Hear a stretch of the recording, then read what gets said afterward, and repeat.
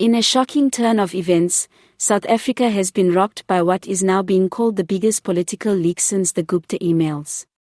Late last night, an anonymous whistleblower released a series of private emails allegedly belonging to President Cyril Ramaphosa, revealing a web of secret deals with some of the world's most powerful billionaires. The leaks, which have already spread across social media like wildfire, paint a disturbing picture of backroom politics, quiet favors, and hidden alliances that could shake the foundation of South Africa's democracy.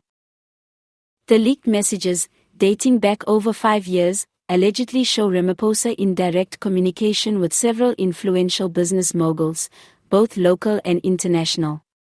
In one email thread, the president is seen discussing mutual benefit arrangements in exchange for large donations to political causes and strategic investments in state-run projects.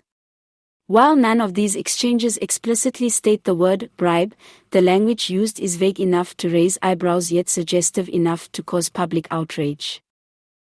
Among the billionaires named are prominent figures in mining, tech, and energy industries, some of whom have been accused in the past of exploiting African markets. One particularly explosive email hints at a proposed tax exemption for a foreign-owned corporation in exchange for infrastructure investments in South Africa. Critics argue that such agreements, if proven real, would not only sideline local businesses but also put national resources at the mercy of foreign interests. Perhaps the most damaging revelation is a string of emails suggesting that certain policy decisions, particularly in the energy and mining sectors, were influenced by these secret conversations. In one thread, a billionaire mining tycoon allegedly promised to stabilize political support for Ramaphosa ahead of a critical party election, in exchange for favorable licensing conditions for a major mining project. The presidency has yet to issue an official response, but insiders claim the Union Buildings is in full crisis mode. Several close advisors are said to be working round the clock to assess the damage and prepare a public statement. Government spokespersons have dismissed the leaks as fabricated and part of a political smear campaign, but opposition parties are calling for an immediate independent investigation.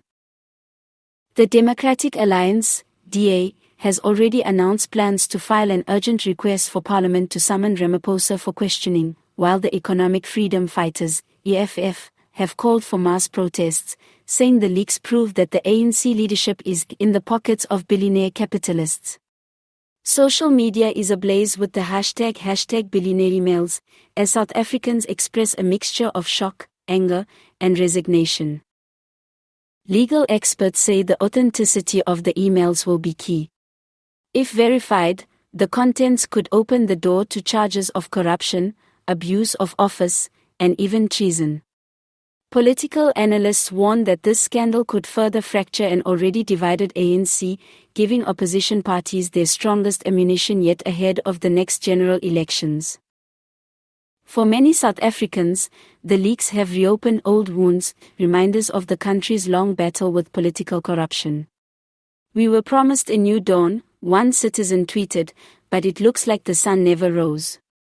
Whether these emails are the product of genuine whistleblowing or a calculated political takedown remains to be seen, but one thing is certain: the image of Cyril Ramaphosa as the clean, corruption-fighting leader is now under serious threat.